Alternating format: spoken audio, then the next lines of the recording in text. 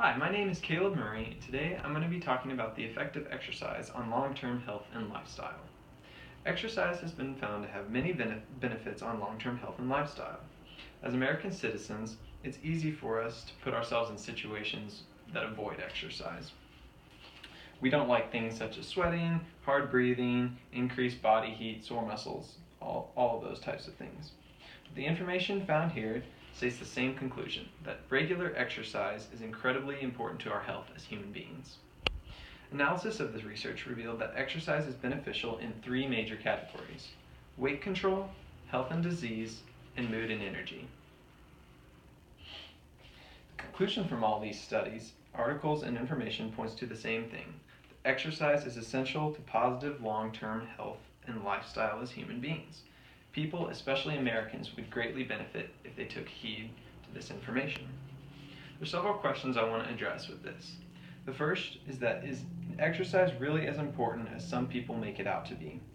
Where is our society as a whole in this aspect? And what are the specific impacts that exercising can cause within our bodies?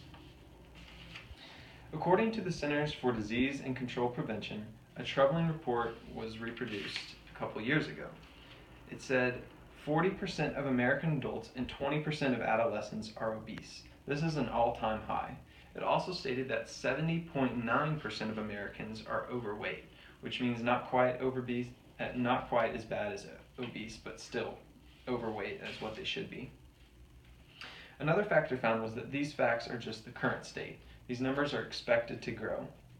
Technology has also been another factor in this. While it's true that technology is extremely beneficial to us, it also has created a new mindset within us. It's created the mindset that we can get anything when we want it and as fast as we want it. If someone needs to get a hold of someone, it's just a phone call, text, or email away. This mindset has changed our view of diet and exercise. If we see something such as food or an entertainment activity, we can just go and instantly get it. This has really hurt us as a society as a whole.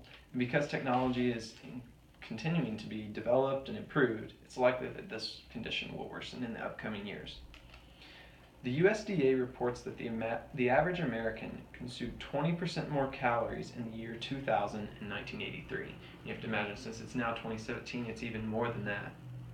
Our portions have gotten larger, and this is another factor that has contributed to these numbers. The biggest and possibly most contributor to obesity, however, is that many people that are overweight are just inactive. Many jobs in America are no longer factory-type jobs, and there's a lot of desk work, so people aren't moving as much, and there's just a lot less activity. So what the findings from the research indicated are that exercise is extremely important in controlling many different aspects of our lives. It found that it plays major roles in weight control, health and disease, and mood and energy levels. While it's true that genetics does play a role in one's weight, it's not the only factor to be considered. It was found that aerobic exercise was extremely important, even more than anaerobic exercise, because we all get anaerobic exercise just doing daily tasks throughout our lives. But it was found that aerobic exercise actually, with dieting, promotes a much greater mood and energy level and weight loss as well. For Americans, the number one cause of disease or of death is cardiovascular disease. This is surprising because people think that cancer and other types of diseases are much more potent, but surprisingly, cardiovascular disease is the number one cause of death in America. Cardiovascular disease is caused by a buildup of plaque within the blood vessels in the body. It comes from eating unhealthy, inactivity, too much of the same food, and lack of exercise. It's been found that chronic diseases are the number one killer in America. However, exercise actually combats these diseases. When exercising, it's been shown that high-density lipoprotein, also known as good cholesterol, is elevated, and low-density lipoprotein levels, which is bad cholesterol, are decreased. Aerobic exercise is a major preventer in cardiovascular disease.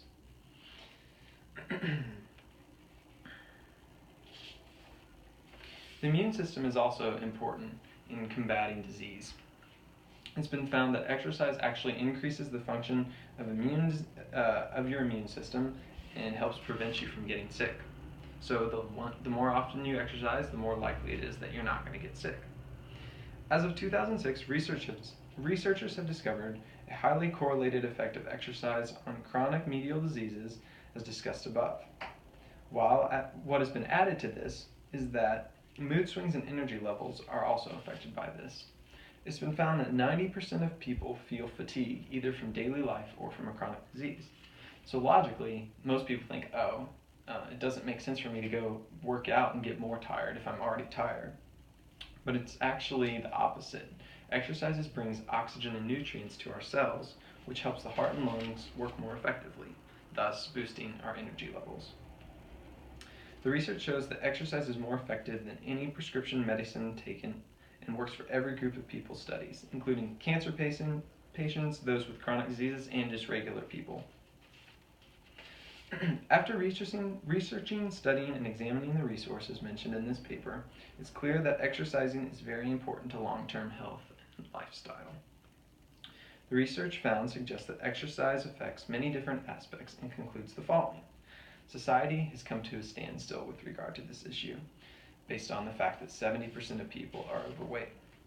It's also found that there are many different effects that exercise as a whole has, but the most important are weight loss maintenance, the effect on overall health and disease, and mood and energy levels. Exercise is a topic that is constantly being researched and studied, and its effects will be studied further in the future and into more depth. From these conclusions, I'd make several recommendations. I'd encourage every person to make a change. It can start small, but try to implement a plan that helps you start to exercise a little bit. Even if it's just a little bit of physical activity at the start. Do this. This can lead to a routine, and this can lead to a healthier, long-lived life.